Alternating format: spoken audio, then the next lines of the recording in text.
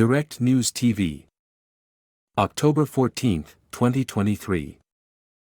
Gaza doctors warn of a humanitarian catastrophe after Israeli attacks. After 7 days of relentless Israeli bombardment, the humanitarian situation in the Gaza Strip is rapidly deteriorating. Hospitals in the northern part of the besieged enclave have received evacuation orders ahead of a looming ground offensive, while medical facilities throughout the densely populated territory are overwhelmed by wounded patients and sheltering residents. Conditions are particularly dire at Shifa Hospital, the largest medical complex in Gaza City, where Palestinian doctors warn of an impending infectious disease outbreak due to overcrowding. There are thousands, if not tens of thousands, of people who have flocked to the hospital, Surgeon Ghassan Abu Sida told Al Jazeera on Saturday. They are sleeping on the ground, in the corridors, between patients' beds. People are absolutely terrified. They think this is the safest place and everything around them confirms that, he said. Unless there is respite, there is going to be a public health catastrophe at the hospital. As Israeli bombs rained down on Gaza in retaliation to an unprecedented attack by Hamas last week inside Israel, bodies are piling up and people are afraid to bury the dead. The situation is so bad that ice cream trucks are now being used to store bodies as hospital morgues are full due to the rising death toll, more than 2,200 people as of Saturday, according to health officials. Abu Sida said he left Al-Adha Hospital, in the northern Gaza Strip, on Friday after Israeli forces gave the facility 2 hours to evacuate. "We made sure the patients were in ambulances and I came back to Al-Shifa Hospital," he said. "We drove past the Indonesian hospital and you could see the bodies are piled up outside the morgue. They've run out of space." Driving past the destroyed building, the stench was very strong.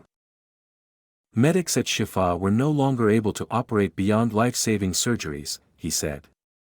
The supplies have been exhausted, but the staff have also been exhausted. A lot of them have been killed, had family members killed, or are trying to secure their families. Abu Sida said his colleague Medat Saidam, whom he described as a lovely man with whom he had worked since the 2008 to 2009 war, was killed after escorting his sister to her house. He decided to stay with them overnight and at 1 a.m. he was killed with all of his family, Abu Sida said. According to the surgeon, Israeli forces were threatening to close more hospitals, including the Al-Dura Pediatric Hospital in eastern Gaza and Al-Quds Hospital in Gaza City. Mahmoud Shalabi, program manager in Gaza for the United Kingdom-based charity Medical Aid for Palestinians, said people were also running out of water and bread. "All the bakeries are now closed," he said. Even if bread was to be found, banks have also been damaged and finding cash is becoming increasingly difficult. "I went to the ATM to withdraw money, but the bank was destroyed due to the bombing," Shalabi said. "The only ATM machine working is in the middle of Rimal area, which is far away from where I live." He described Friday night as horrific. "Artillery shelling was everywhere, air raids, gunpowder was everywhere in the air and we were breathing it heavily," Shalabi said. In the hospital, people with wounds, burns and injuries do not have painkillers to soothe their suffering. "Nurses just stop the bleeding and say, 'Wait for your turn,'" Shalabi reported.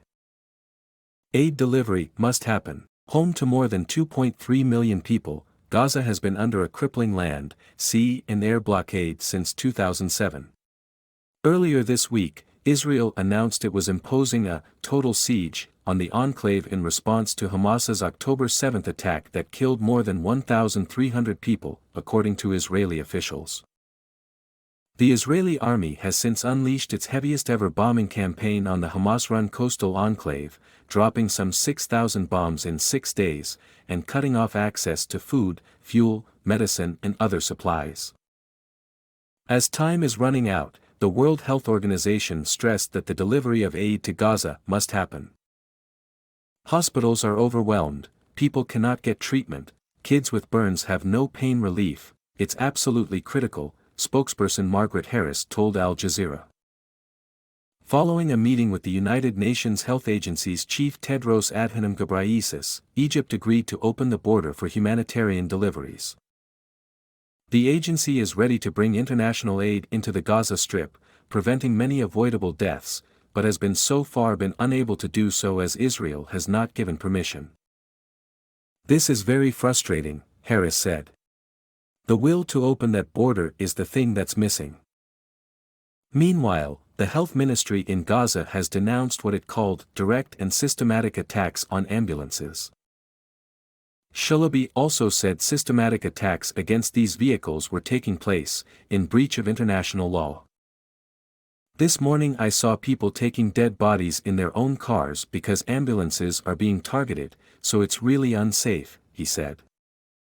"To die during this time is better than to be injured, because your treatment is going to be delayed hugely," he added. My name is Kingsley. Please like, share, subscribe and hit that notification bell so you can be the first to be notified whenever we post. You won't regret it.